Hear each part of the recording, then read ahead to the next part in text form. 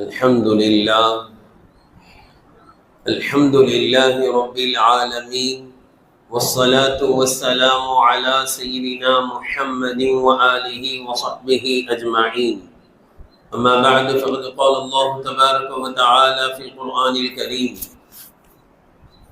وأيوب إذ نادى ربه أني مسني الضر وأنت أرحم الراحمين، فاستجبنا له فكشفنا ما به من ضر وآتيناه أهله ومثلهم معهم رحمة من عندنا وذكرى للعابدين. صدق الله العلي العظيم. السلام عليكم ورحمة الله وبركاته. கண்ணியத்திற்குரிய கனவான்களே, பெரியோர்களே, அல்லாஹ்வின் நல்லடியார்களே,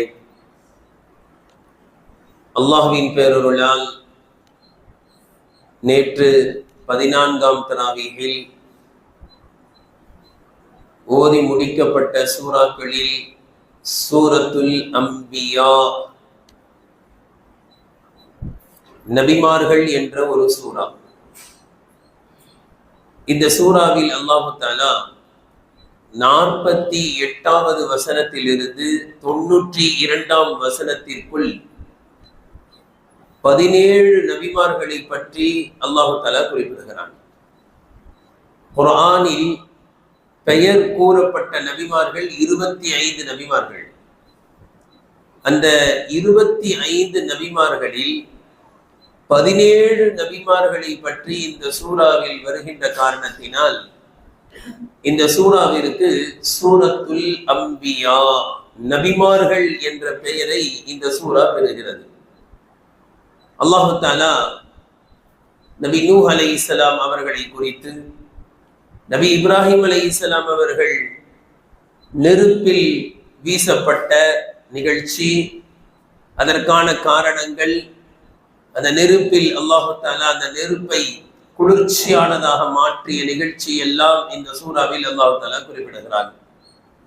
குறிப்பாக நபிமார்கள் இந்த உலகத்தில் பட்ட துன்பங்கள், ஆனாலும் அந்த துன்பத்தில் துவண்டு விடாமல் உறுதியாக நின்ற நபிமார்கள், அல்லாஹ்விடத்தில் அவர்கள் கேட்ட துஆ, அதன் மூலமாக அவர்களுக்கு ஏற்பட்ட அந்த துன்பங்கள், இன்னல்களை அல்லாஹு தஆலா போக்கிய விதத்தை எல்லாம் அல்லாஹு தஆலா குறிப்பிடுகிறான்.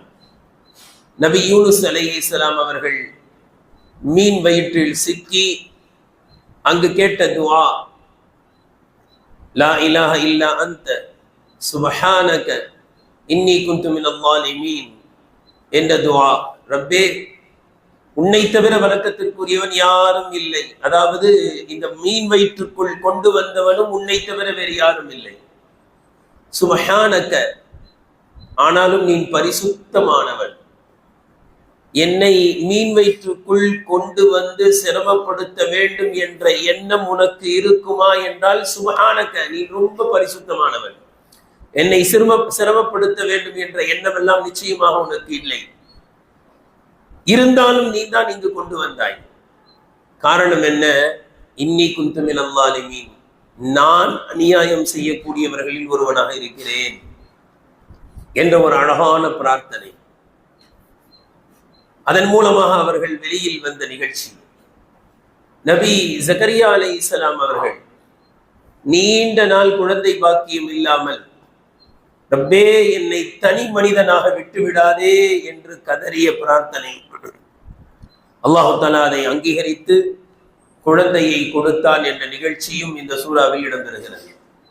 இதே போன்று நபி அய்யூப் அலைஹிஸ்ஸலாம் அவர்கள் நோய்வாய்ப்பட்டு பிறகு அவர்களுக்கு நிவாரணம் கிடைத்த நிகழ்ச்சியும் இதே சூறாவில் இடம்பெறுகிறது.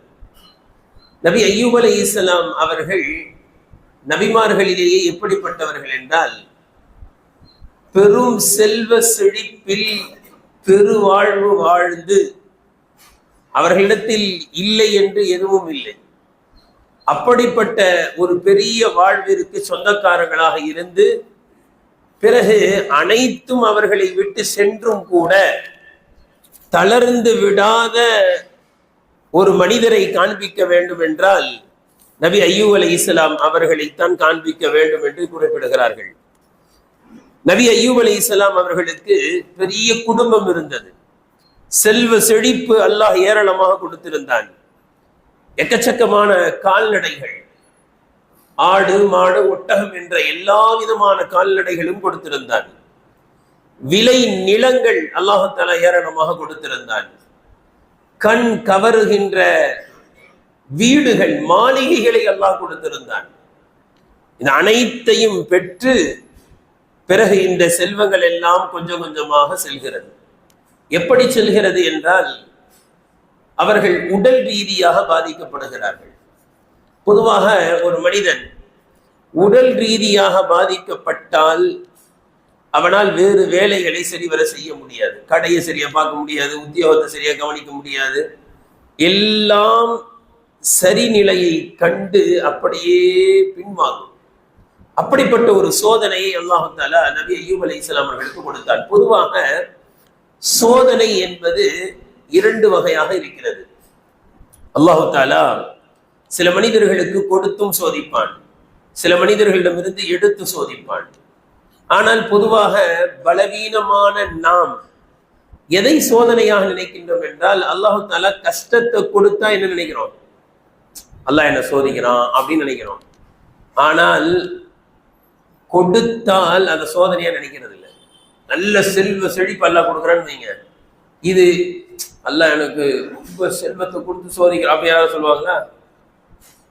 வியாபாரம் ஆகலைன்னா தான் என்ன நினைக்கிறாங்க? அல்லாஹ் என்ன ரொம்ப சோதிக்கிறான். உடம்பு சரியில்லைன்னா தான் அல்லாஹ் என்ன சோதிக்கிறான் அப்படின்னு நினைக்கிறாங்க. ஆனால் செல்வ செழிப்பை அல்லாஹ் கொடுத்தால் அதுவும் ஒரு சோதனை என்று நினைக்க வேண்டும். உதாரணமாக நம்முடைய பலவீனம் பாருங்கள். நாம் ஏதாவது ஒன்று சாதிச்சோன்னு வைங்க, அப்ப அல்லாஹ்வுடைய விதின்னு சொல்றோமா? சொல்றது இல்லை. ஆனா ஏதாவது நஷ்டமாச்சு, ஏதாவது நோய் வைப்பட்டுட்டாரு, அல்லது ஏதோ ஒரு விபத்து, அல்லது மரணம், அல்லது பரீட்சையில ஃபெயிலு, இந்த மாதிரி ஆனார்னு வைங்க, அப்ப என்ன சொல்லுவாங்க? சரி அல்லாஹ்வுடைய நாட்டம் அப்படின்னு. அதாவது என்னன்னா, நாம ஏதாவது ஒண்ணு சரியா செய்யாம தவறு செஞ்சிட்டா அப்ப என்ன செய்யறது? நைசா அல்லாஹ் மேல பழிய போடுறது. அது அல்லாஹ்வுடைய நாட்டம். இவர் போய் ஸ்கூட்டர்ல இடிச்சிருப்பாரு, இடிச்சு விட்டு என்ன சொல்லுவாரு? அல்லாஹ்வுடைய நாட்டம் கீழே உள்ளணும்னு இருந்திருக்கு அப்படின்வாரு. உண்மைதான், அல்லாஹ்வுடைய நாட்டம் தான். ஆனா அவர் வெற்றி பெற்றால் அப்ப என்ன செய்யணும்? அதுவும் அல்லாஹ்வுடைய நாட்டம், எந்த ஒண்ணு இல்லைன்னு சொல்லணும். இதுதான் சோதனை. மிக முக்கியமான சோதனை இங்கதான் இருக்கு. செல்வ செழிப்பு வரும் பொழுது, பாஸ் ஆகும் போது, 100க்கு 100 மார்க் எடுக்கும் போது என்ன சிந்தனை வரணும்? அல்லாஹ்வுடைய விதி, அதனால நான் எடுத்தேன், அல்லாஹ்வுடைய உதவி, அதனால நான் ஜெயிச்சேன் என்ற சிந்தனை வருகிறதா என்பது மிக முக்கியமான சோதனை. கண்ணியத்திற்குரியவர்களே, ஆனால் பெரும்பாலும் நபிமார்களை நம்மளெல்லாம் அல்லாஹ் தஆலா கொடுத்துதான் சோதிக்கிறான். பெரும்பாலும் எடுத்து சோதிச்சா தாங்க மாட்டேங்கிறோம். ஆனா நபிமார்களை பொறுத்தவரை அல்லாஹ் தஆலா கஷ்டங்களை கொடுத்து சோதிச்சான். ஹதீஸ்ல வருதா இல்லையா? இந்த உலகத்தில் மிகவும் சிரமப்படுபவர்கள் நபிமார்கள், நல்லவர்கள் என்று வருகிறது. ஏன்னா நல்லவர்கள் நபிமார்கள் என்ன செய்வாங்க? அந்த கஷ்டங்களை தாங்கி நிற்பார்கள். அல்லாஹ்வுக்கு தெரியும். நம்மள மாதிரி பலவீனமானவங்க என்ன செய்ய மாட்டோம், தாங்க மாட்டோம். அதனாலதான் அல்லாஹ் கிட்ட எப்பவுமே எதை கேட்கணும்? ஆஃபியத்தையே கேட்கணும். யா அல்லாஹ் எங்களுக்கு நீ கொடுத்தே சோதி, எடுத்து சோதிச்சிடாத, எங்களை ஆரோக்கியமா வச்சு சோதி, எங்களை செல்வ செழிப்புல வச்சு சோதி, நான் உனக்கு நன்றி செலுத்துறா இல்லையான்னு பாரு, நன்றி செலுத்துறையா அல்லாஹ் எங்களுக்கு செல்வ, இப்படிதான் கேட்கணும், ஆஃபியத்தை தான் கேட்கணும். கண்ணியத்திற்குரியவர்களே, ஹஜ்ரத் அய்யூப் அலைஹிஸ்ஸலாம் அவர்களுக்கு அல்லாஹ் தஆலா எல்லாவற்றையும் கொடுத்து எடுக்கிறார். ஆனால் அய்யூப் அலைஹிஸ்ஸலாம் அவர்கள் எப்பேற்பட்ட ஈமானுக்கு சொந்தக்காரர்களாக இருந்தார்கள் என்றால், எடுக்கின்ற நேரத்திலும் நிலைத்து நின்றார்கள், பொறுமையோடு சகித்தார்கள். இன்னும் சொல்ல போனால், செல்வ செழிப்பில் இருக்கும் பொழுது அல்லாஹ்வுக்கு நன்றி செலுத்தியதை விட அதிகமாக செல்வமெல்லாம் தன்னை விட்டு சென்று ஒரு நோயாளியாக ஆன பிறகு அல்லாஹ்வுக்கு மிகவும் நன்றி செலுத்தினார்கள். எந்த அளவிற்கு என்றால், அவர்கள் அல்லாஹ்விடத்தில் பேசுகிறார்கள், ரப்பே நீ என்னை செல்வ செழிப்பில் வைத்திருந்தாய், அப்பொழுது உனக்கு நான் நன்றி செலுத்தியதை விட, அப்பொழுது நான் உன்னை வணங்கியதை விட, நீங்க தான் சிந்திக்கணும். நமக்கு ஏதாவது ஒண்ணுன்னா என்ன செஞ்சிடறோம், அப்படியே அல்ல என்ன சோச்ச மாதிரி யாரையும் சொல்லிக்க கூடாது அப்பப்பா, அப்படியே நம்ம இவருக்கு தான் ரொம்ப பெரிய கஷ்டம் உலகத்திலே வந்த மாதிரி. விரோதிக்கு கூட திறக்கூடாது. என்ன சொல்லுவாங்க, என்ன செய்யக்கூடாதான், விரோதி, இவருடைய விரோதி மேல இவருக்கு கோபம், ஆனாலும் என்ன சொல்வாரு, இந்த மாதிரி எல்லாம் விரோதிக்கு கூட வரக்கூடாதுங்க அப்படின்னு. இவருக்கு அப்படிப்பட்ட ஒரு வலி வேதனை எல்லாம் கொடுத்துட்ட மாதிரி எல்லாம் புலம்புவாங்க. நபி அய்யூப் அலைஹிஸ்ஸலாம் என்ன செஞ்சாங்க அப்படின்னா, நோய்வாய்ப்பட்ட பிறகு இபாதத்தை அதிகமா செஞ்சாங்களாம். இதுக்கு என்ன காரணம்? நபி அய்யூப் அலைஹிஸ்ஸலாம் சொல்றதா தஃசீல் எழுதியிருக்காங்க. யா அல்லாஹ், நான் நோய்வாய்ப்பட்ட பிறகுதான் உனக்கு அதிகமாக நன்றி செலுத்துகின்றேன் என்பதை நீ அறிவாய். நான் நோய்வாய்ப்பட்ட பிறகுதான் அதிகமாக இபாதத் செய்கிறேன் என்பதை நீ அறிவாய். காரணம், நான் செல்வ செழிப்பில் இருக்கும் பொழுது சொந்த பந்தங்கள் என்னோடு இருந்தது, உற்றார் உறவினர்கள் நண்பர்கள் எல்லாம் இருந்தார்கள், அந்த செல்வமும் என்னிடத்தில் இருந்தது. உனக்கும் எனக்கும் நடுவில் அந்த செல்வ செழிப்பு தடையாக இருந்து கொண்டே இருந்தது. இப்பொழுது என்னுடைய உடல்நிலை சரியில்லை, எல்லாரும் என்ன செஞ்சிட்டாங்க, போயிட்டாங்க. பாருங்க, பொதுவாகவே உலகம் அப்படிதான் இருக்கும். மனிதர்கள் பலவீனமானவர்கள் தான். காசு பணம் இருந்தா என்ன செய்வாங்க, வருவாங்க போவாங்க பார்ப்பாங்க. காசு பணம் அப்படியே குறையுதுன்னா சொந்தக்காரங்க வர்றது அப்படியே குறைஞ்சு, இயல்பு அது, மனிதனுடைய இயல்பு அப்படியே குறைஞ்சிக்கிட்டே போகுது. யா அல்லாஹ், நீ செல்வத்தை எடுத்தாய், என்னுடைய நண்பர்கள் சென்று விட்டார்கள், உறவினர்கள் சென்று விட்டார்கள், யாரும் என்னோடு இல்லை, என்னுடைய மனைவியை தவிர. எனவே என்னுடைய கல்வியில் இப்பொழுது உன்னோடு நெருங்குவதற்கு எதுவும் தடையாக இல்லை ரப்பே. சொல்லிட்டு அவங்க சொன்னாங்களாம், இது நல்ல வேளை இப்லீஸுக்கு தெரியாது, இப்லீஸுக்கு தெரிஞ்சா என் மேல ரொம்ப பொறாமப்படுவான். உடம்பு சரியில்லாம ஆன பிறகு என்ன செய்யறாரு, ரொம்ப இபாதத் செய்யறாரு என்று அவன் பொறாமைப்படுவான் என்று கூறுகின்ற அளவிற்கு நபி அய்யூப் அலைஹிஸ்ஸலாம் அவர்கள் அந்த உடல்நிலை சரியில்லாமல் ஆன பிறகும் கூட அல்லாஹ்வுக்கு அதிகமாக நன்றி செலுத்தக்கூடியவர்களாக இருந்தார்கள். கணியத்திற்குரியவர்கள் எந்த அளவிற்கு என்றால், அவர்கள் அல்லாஹ்விடத்தில் பேசும் பொழுது இப்படி அல்லாஹ்விடத்தில் உரையாடினார்கள் என்று வருகிறது.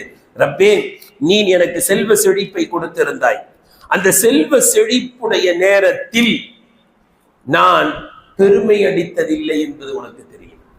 எனக்கு செல்வ செழிப்பு வந்துட்டா என்ன செய்யறாங்க, என்னை விட்டு ஆள் இல்லைன்னு நினைக்கிறாங்க. நபி அய்யூப் அலைஹிஸ்ஸலாம் அவர்கள் சொல்றாங்க, நீ என்ன செல்வ செழிப்புல வச்சிருந்தைய, நான் அப்ப துளி கூட பெருமை அடித்ததில்லை என்று உனக்கு தெரியும். இப்படி சொல்றதுக்கு ஒரு தைரியம் வேணும்ல.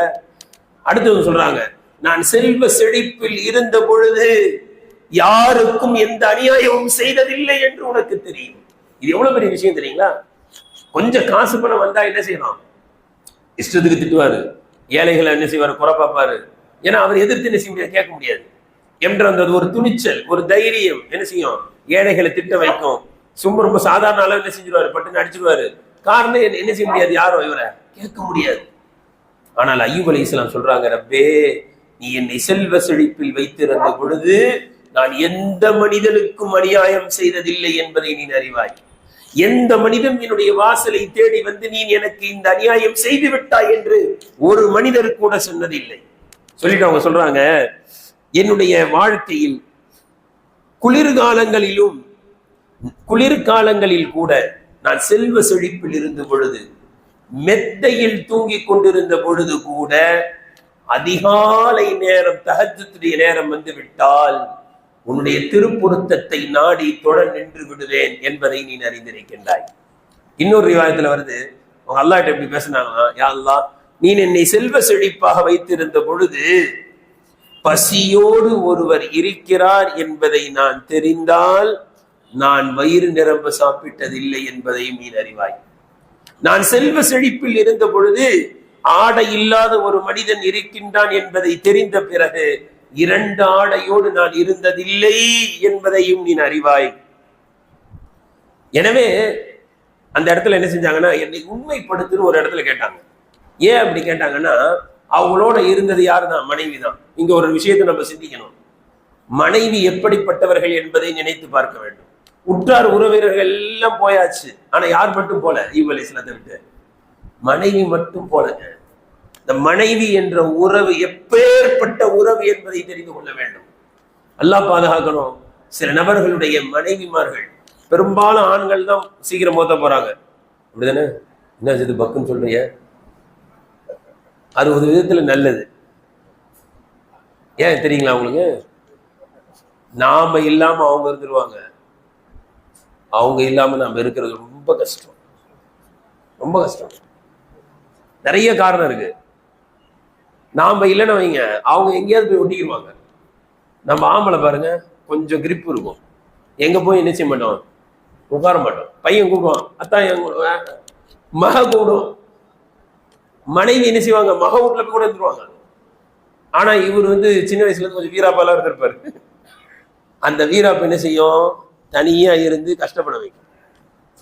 அது மட்டும் இல்ல, அது காரணமும் ஒண்ணு, மனைவியை விட நமக்கு வயசு கூட இல்ல, அதனால யாரு தான் மூத்த போக வசிக்கிறான், ஆண்கள் தான் பெரும்பாலும் மூத்த போறாங்க. இது ஒரு நியதி. வயசு கூட நமக்கு அவங்களுக்கு என்ன செய்யுது, 6, 7 வயசு 10 வயசு வரைக்கும் கூட வித்தியாசம் இருக்கு. இதெல்லாம் காரணங்கள். ஆனால் ஒன்றை விளங்க வேண்டும், மனைவி இல்லாத வாழ்க்கை பார்க்கிறோம். ஒரு நாள் இல்லைன்னா வீடு குப்பையாயிடும், ஒரு நாள் இல்லைன்னா ஒரு ஹோட்டல்ல தான் போய் சாப்பிட்டாங்க. அந்த உறவு எப்படிப்பட்ட உறவு? சில நபர்களுக்கு தெரியாம என்ன மாதிரி திட்டுறாங்க, என்ன மாதிரி அடிக்கிறாங்க, எல்லாம் போயிடுவாங்க. உடம்பு சரியில்லைன்னா ஹாஸ்பிட்டல்ல கூடவே வந்திருக்கிறது யாரு? நல்லா பாதுகாக்கணும், நமக்குலாம் நீண்ட ஆயுள் நோயற்ற வாழ்வு தரணும். ஒரு ஆணுக்கு உடம்பு சரியில்லைன்னு வைங்க, யார் இருப்பா? யார்? நம்ம பையன் வந்திருப்பான்னு நினைக்கிறீங்களா? பையன் வருமா, சாப்பாடு எடுத்துட்டு வருவான், அப்படியே நிற்கும் போதே சொல்லுவாங்களே, சுடுதண்ணி காலில் ஊற்றிட்டு வந்திருப்பான்னு, அந்த மாதிரி அத்தா கிட்ட நின்றுட்டு, அத்தா கொஞ்சம் வேலை இருக்குன்னுவான். சரி போனா அப்படின்னு. அத்தா ஆஃபீஸ் டைம், போத்தா அனுப்பிச்சு விட்ற வேண்டியதா. கூட யார் இருப்பா? மனைவி தான் இருப்பாங்க. நைட்டு கூட யார் இருப்பா? மனைவி தான் இருப்பாங்க. அய்யூப் அலைஹிஸ்ஸலாம் அவர்களுக்கும் அதே தான் நடந்தது. ஏறத்தாழ 18 ஆண்டுகள் கூலி வேலை செஞ்சாங்க மனைவி.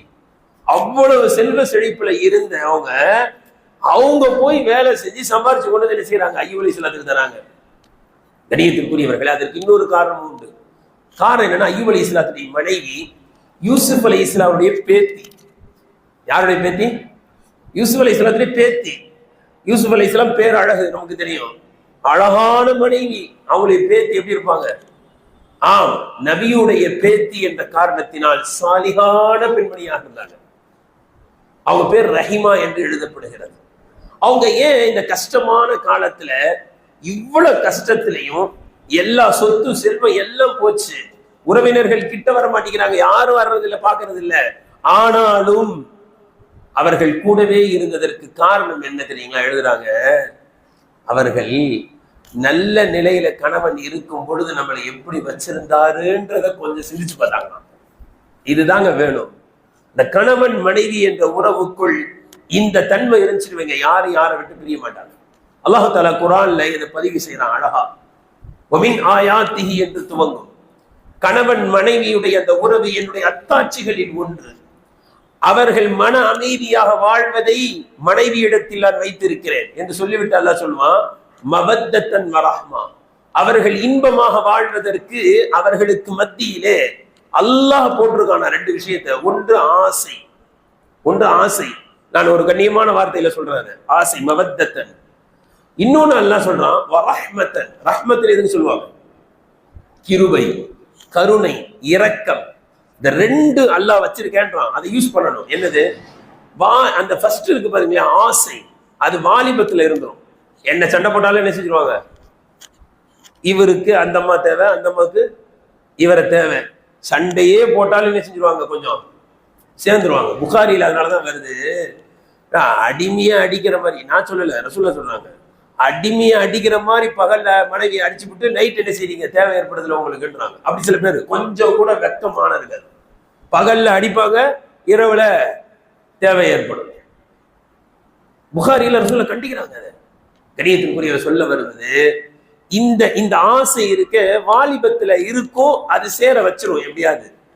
ஆனா பெரும்பான்மையான ஃபேமிலியை நம்ம பார்க்கிறோம், என்னன்னா வாலிபத்துல ஒற்றுமையா இருந்தவங்க கொஞ்சம் வயசான பிறகு பசங்களுக்கே புரியாது, ஏன்டா அத்தா அம்மா பேசுறதே இல்லை, நம்ம அத்தா அம்மா பேசவே மாட்டேங்கிறாங்க. வீட்டுக்கு சொந்தக்காரங்க வந்தா பேசுற மாதிரி ஆக்டிங் பண்ணிடுவாங்க. பையனுக்கு பொண்ணு பார்க்க வந்தா அன்னைக்கு ஒரு நாள் பேசுற மாதிரி ஆக்டிங் பண்ணிடுவாங்க. பொண்ணுக்கு மாப்பிள்ளை பார்க்க வந்தா, மாப்பிள்ளை வீட்டுக்காரங்க வந்தா அன்னைக்கு மட்டும் பேசுற மாதிரி இருப்பாங்க. அவங்க போனதோட புரிஞ்சு போயிருக்காங்க. பசங்களுக்கே ஒன்றும் புரியாது. இது ஏன் ஏற்படுகிறது என்றால் வரஹ்மத்தன் இல்லைங்க, இரக்கம் இல்லை. வாலிப வயசுல என் மனைவி எப்படி இருந்தா, இன்னைக்கு வயசாயிருச்சு ஒண்ணும் செய்ய முடியல. இதே இரக்கம் மனைவியுடைய உள்ளத்துல, என்னுடைய கணவன் வாலிபத்தில் இருக்கும் பொழுது எவ்வளவு உழைச்சு போட்டான். நிறைய மனைவிமார்கள் கணவனை விட்டுறாங்க, மறந்துடுறாங்க. என்னன்னா பசங்க அந்த தலைப்படுதுன்னுவாங்க. பிள்ளைகள் தலையெடுத்து விட்டால், பிள்ளைகள் சம்பாதிக்க ஆரம்பித்து விட்டால் கணவனை அப்படியே ஓரம் கட்டிடுறாங்க. இந்த ஓரம் கட்டுறது இருக்கக்கூடாது. அவர் வாலிபத்தில் இருக்கும் பொழுது எவ்வளவு உழைச்சி போட்டாரு, என் பிள்ளைங்க இன்னைக்கு சம்பாதிக்கிறாங்கன்னு இதுக்கு என்னுடைய கணவன் தான் காரணம் என்ற அந்த கருணை இரக்கம் இருக்குமானால் கணவன் மனைவி மரணிக்கின்ற வரை பிரிய மாட்டார்கள். அந்த இரக்க சிந்தனை ரஹிமா அவருடைய உள்ளத்தில் அல்லாஹ் போட்டான். என் கணவன் செல்வ செழிப்புல இருக்கும்போது என்னை எப்படி ராணி மாதிரி வச்சிருந்தாரு, இதை சிந்திக்கணும். இன்னைக்கு ஒண்ணும் இல்லாம இருக்கலாம், ஆனா நன்றாக இருக்கும் பொழுது என்னை எப்படி வச்சிருந்தாரு, என்ன வேணும் உனக்குன்னு கேட்பாரு, இப்படி எல்லாம் வச்சிருந்தாரு என்ற சிந்தனை அல்லாஹு தஆலா அவர்களுக்கு போட்ட காரணத்தினால் கடைசி வரை அவர்கள் செல்லவே இல்லை. ஆனால் ஊர் பலவிதமா பேசுச்சான், ஊர் பலவிதமா பேசுச்சு. எந்த அளவுக்கு என்றால் அவருடைய உடன் பிறந்த சகோதரர்கள் காலையில எப்பயாவது பார்க்க வருவாங்க, சாயந்தரம் எப்பயாவது பார்க்க வருவாங்க. அப்படி பார்க்க வரும்போது பேசிக்கிட்டே வந்தாங்களா ரெண்டு பேர். இன்னொருத்தர் சொல்றாரு, என்ன சொல்றாரு அப்படின்னா, அய்யூப் அலைஹிஸ்ஸலாம் வந்து மா அத்னபஹு அஹதுன் மினல் ஆலமீன் லகத் அத்னப அய்யூப் தம்பன் மா அத்னபஹு அஹதுன் மினல் ஆலமீன். அய்யூப் அலைஹிஸ்ஸலாம் ஏதோ ஒரு பெரிய தப்பு பண்ணியிருக்காங்க. உலகத்துல யாருமே அப்படிப்பட்ட தப்பு பண்ணிருக்க மாட்டாங்க. அவ்வளவு பெரிய ஏதோ ஒரு தப்பு பண்ணிருக்காங்க. அதனாலதான் அல்லாஹ் தஆலா அவரை சோதிக்கிறான். பாருங்க, இந்த யாருக்காவது உடம்பு சரியில்லைனாலே இந்த சிந்தனை வருது, அல்லாஹ் பாதுகாக்கணும். யாருக்காவது உடம்பு சரியில்லைன்னு கேள்விப்பட்டாங்கன்னு வைங்க, ஏதாவது ஒரு நோய் வந்துருச்சுன்னு வைங்க, என்ன பேசிக்கிறாங்க, எந்த கெட்ட பழக்கம் இருக்க மாதிரி தெரியலையே அப்படின்னு. என்ன அர்த்தம், என்ன சொல்ல முடியும்? நமக்கு தெரிஞ்சு எதுவும் கெட்ட பழக்கம் இல்லை, நைஸா அவருக்கு ஏதாவது கெட்ட பழக்கம், அதனாலதான் நோய் வந்திருக்குன்னு நினைக்கிறாங்க. தயவு செய்து அப்படி நினைக்கக்கூடாது. அவர் ஏதோ தப்பு பண்ணிருப்பார். இப்லீஸ் அவன் ஒரு நல்ல டாக்டர் மாதிரி வந்திருக்கான், நல்ல டாக்டர். அப்படி கேள்விப்பட்டவனே இவங்களுக்கு ஆசை, அவர்கிட்ட போய் என்ன பண்றான், அப்படி வந்து போய் என் புருஷன் ரொம்ப நாளா உடம்பு சரியில்லாம இருக்காரு, கொஞ்சம் நீங்க சிகிச்சை செய்யுங்க அப்படின்னு கேட்க வச்சுட்டான். அவன் என்ன சொல்றான், நான் சிகிச்சை செஞ்சா கண்டிப்பா என்ன செஞ்சிடும், குணமாயிடும். ஆனா குணமான பிறகு நீங்க என்னை பார்த்து சொல்லணும், உங்களாலதான் என் புருஷனுக்கு சரியாச்சுன்னு சொல்லணும். இந்த ஒரு வார்த்தை சொன்னா எனக்கு ஃபீஸ்லாம் வேணான்ட்டான். ஆசை தாங்க முடியல, ஓடி வந்து யார்கிட்ட சொல்றாங்க, அய்யூப் அலைஹிஸ்ஸலாம் சொல்ற கணவன்கிட்ட சொல்றாங்க, ஏங்க இன்னைக்கு ஒரு டாக்டரை பார்த்தேன், அவர்கிட்ட நான் போய் பேசினேன், என் புருஷனுக்கு உடம்பு சரியில்லாம இருக்குமா, நான் ட்ரீட்மெண்ட் பண்ணா சரியாயிரும். ஆனா என்ன சொல்லணும், ட்ரீட்மெண்ட் நான் எடுத்து சரியான பிறகு என்னை பார்த்து, உங்க தயவுல தான் என்ன செஞ்சிச்சு, என் புருஷனுக்கு ஷிஃபா கிடைச்சிச்சு, நீங்க தான் ஷிஃபாவை தந்தீங்கன்னு ஒரு வார்த்தை சொன்னா போதும், ஃபீஸே வேணான்னு சொல்லியிருக்காருங்க, கொஞ்சம் தயவு செஞ்சு அவரை கூப்பிட்டு வர சிகிச்சை எடுத்துங்க. செய்தாவே அவன் சொல்ல கேட்டு ஏமாந்துட்டியே நாங்க. அப்பதான் அல்லா கிட்ட துவா செஞ்சேன், அல்லா செய்தா என்ன மாதிரிலாம் விளையாடும். அந்த செய்தான் வேற என்ன பண்ணான்னா, மக்கள்கிட்ட போய் அய்யூப் அலைஹிஸ்ஸலாத்த நபின்றீங்களே, நபியா இருந்தா அல்லாஹ் உடம்பு சரியில்லாம ஆக்குவானான்னு கேட்டான். அதாவது நபி என்பதை மக்களுக்கு மத்தியில போய் மறுக்க வைத்தான். எனவேதான் ஹதீஸ்ல குர்ஆன்ல இன்னொரு இடத்துல வருது, அவங்க எப்படி துவா கேட்டாங்க அப்படின்னா, யா அல்லாஹ் ஷைத்தான் என்னை தொட்டு விட்டான். என்ன சொல்றாங்க, அன்னி மஸ்ஸனிய ஷைத்தானு பினுஸ்பின், துன்பத்தை கொண்டு ஷைத்தான் என்னை தீண்டுகிறான். இதனுடைய கருத்து என்ன, ஷைத்தான் துன்பத்தை கொண்டு என்னை தீண்டுகிறான் அப்படின்னு சொன்னாங்க இல்லையா. அதுக்கு கருத்து என்னன்னா, ரப்பே நான் வந்து பொறுமையோட இருக்கேன், ஆனா என்னை நிராசை அடைய வைக்கிறான். போய் மக்கள்கிட்ட போய் என்ன சொல்றான், நபியா இருந்தா அல்லாஹ் நோயை கொடுப்பானான்னு சொல்லிக்கிட்டு இருக்கிறான். எனக்கு நோயை கொடுத்திய அது கூட கஷ்டமா இல்லை, இந்த சைத்தான் பண்ற வேலை தான் எனக்கு கஷ்டமா இருக்கு. நான் பொறுமையாக இருக்கிறேன், என்னை பொறுமை இழக்க செய்கிறான், என் மனைவி மூலமா என்ன செய்யறான், இப்படிலாம் வரான், இதுதான் எனக்கு கஷ்டமா இருக்கிறப்பே, இது நீ கொடுத்த நோயின் துன்பத்தை விட பெரிய துன்பமாக இருக்கிறது என்று அல்லாஹ்விடத்தில் முறையிட்டார்கள் என்று வருகிறது. இதே போல ஒரு ரிவாயத்துல வருது, ஒரு நாள் அய்யூப் அலைஹிஸ்ஸலாத்துக்காக வேண்டி அவங்க போய் உழைக்கிறதுக்கு போறாங்க, மனைவி போய் சம்பாதிக்க போறாங்க. அன்னைக்கு பார்த்தா எங்கேயும் வேலை சரியா கிடைக்கல. வேலை செஞ்சுட்டு கூலி வாங்கிட்டு அப்படியே சாப்பாடுலாம் வாங்கிட்டு வருவாங்க, காசு கையில கிடைக்கல. இப்ப சாப்பாட்டுக்கு வழி இல்லை, என்ன செய்யறது, கணவனுக்கு எல்லாம் வாங்கிட்டு போகணும் அப்படின்னு என்ன செஞ்சுட்டாங்க, வேற வழி இல்லாம முடிய எடுத்துட்டாங்க, கொஞ்சம் வெட்டி எடுத்துட்டாங்க.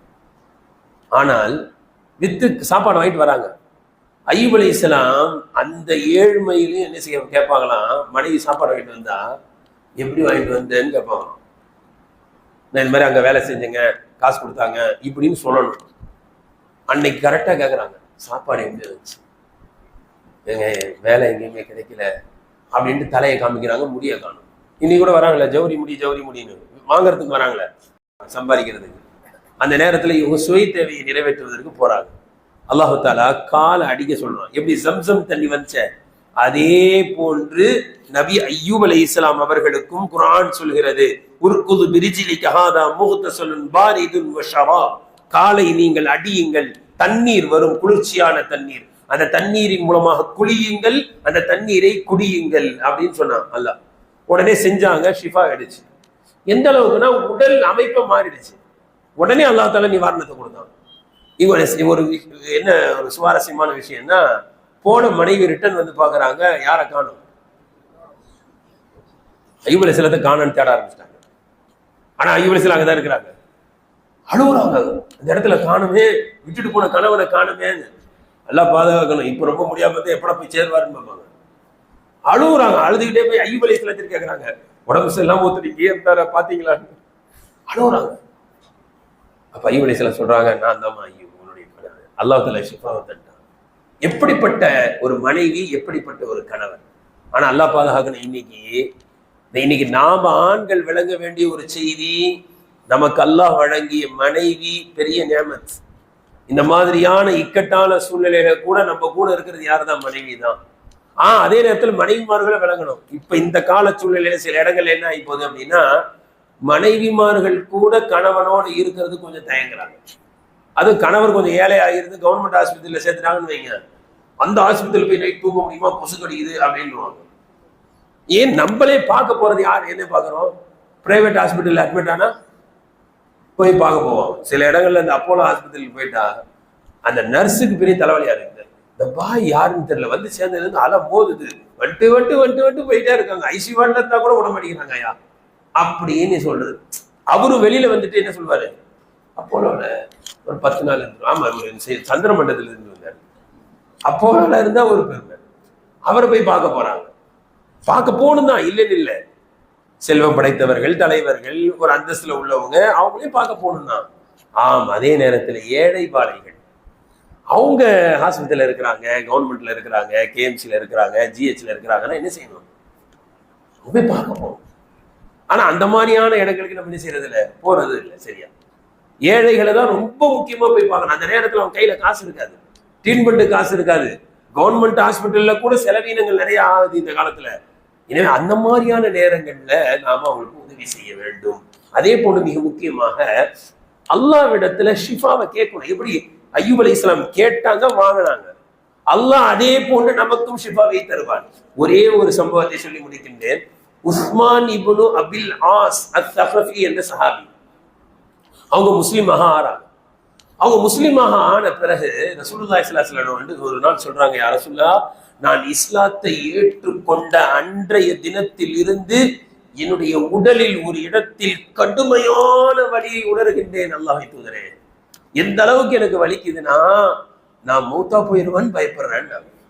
எப்பத்துல இருந்து வலிக்குது சொல்லுங்க? இஸ்லாத்தை ஏத்ததுல இருந்துன்றாங்க. சில பேருக்கு அப்படிதான் ஃபீலிங் வரும்.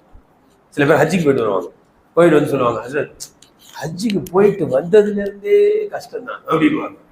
ஹதீஸ்ல வருது, ஹஜ்ஜிக்கு போயிட்டு வந்தா ஏழை ஆக மாட்டாரு. அவர் என்ன சொல்லுவாங்கன்னா, ஹஜ்ஜிக்கு போயிட்டு வந்ததுல இருந்தே உடம்பு சரியில்லை அப்படின்பாரு.